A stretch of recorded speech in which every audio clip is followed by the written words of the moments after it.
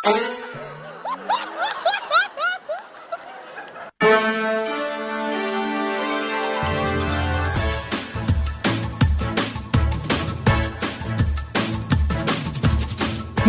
sa Liga ng Kalokohan, narito na ang news for everyone. Ang Balitawanan. Ang haba!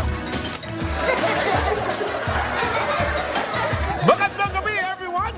Ako ang inyong reaction man, Mario Mamalis. At ako naman ang inyong patola sa fake news, Sep Balimbing. At dahil hindi po pumipikit ang mga balita, ako naman si Kalad Karen Dadila. At ito ang Balitawanan! At eto na ang number 1 na balita.